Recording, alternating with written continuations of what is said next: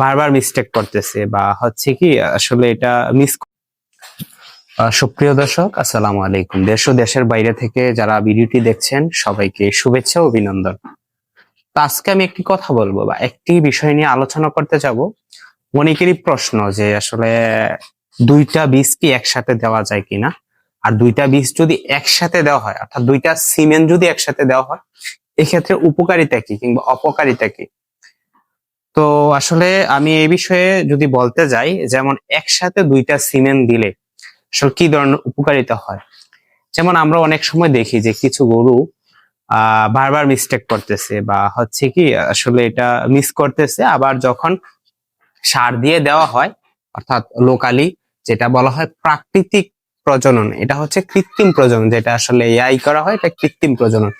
আর যেটা সার দ্বারা ডিরেক্টলি আসলে গরুকে বীজ দেওয়া এটা বলা হয় প্রাকৃতিক প্রজনন।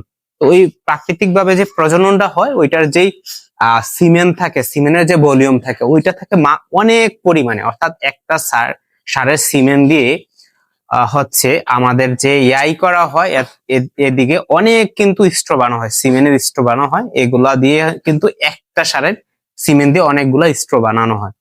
তো এই ক্ষেত্রে হচ্ছে যখন দুইটা সিমেন্ট দেওয়া হয় এক্ষেত্রে উপকারী হচ্ছে এর যে ভলিউম অর্থাৎ হচ্ছে সিমেন্টের যে শুক্রাণুর পরিমাণটা বেড়ে যায়। তো অনেক ক্ষেত্রে দেখা যায় কিছু কিছু গরুর ক্ষেত্রে, যেমন আসলে আমি যেটা বললাম কৃত্রিম প্রজনন করলে অর্থাৎ এটা কনসেপ্ট করতেছে না, পরবর্তীতে যখন হচ্ছে এটাকে প্রাকৃতিক ভাবে প্রজনন করতেছে এবার কনসেপ্ট করতেছে। এটার ক্ষেত্রে দুইটা কারণ থাকতে পারে। এক হচ্ছে এটা সারের অনেক গরু আছে যে সার ছাড়া হয় না, সেকেন্ড হচ্ছে এটার ভলিউম মাত্রা কিংবা সিমেন্টের যে শুক্রাণু এটার মাত্রা বেশি থাকে।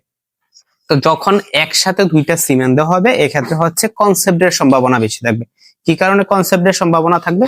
যখন এটার ভলিউমের মাত্রা বেশি থাকবে তো তখন হচ্ছে ওই সিমেন্ট গুলা তো হচ্ছে আমরা ইউটেরাস বডিতে ফেলে দিই, ওইটা আসলে ডিম্বাশয় কিংবা ফলিকুলারসে যেতে আসলে অনেকটা ইয়ে পাড়ি দিতে হয়। তো ওই সময়টা যখন ভলিউমের মাত্রা বেশি থাকবে তখন হচ্ছে একটা না একটা শুক্রাণু গিয়ে আসলে ঢুকে যাওয়ার প্রবেশের সম্ভাবনা থাকে।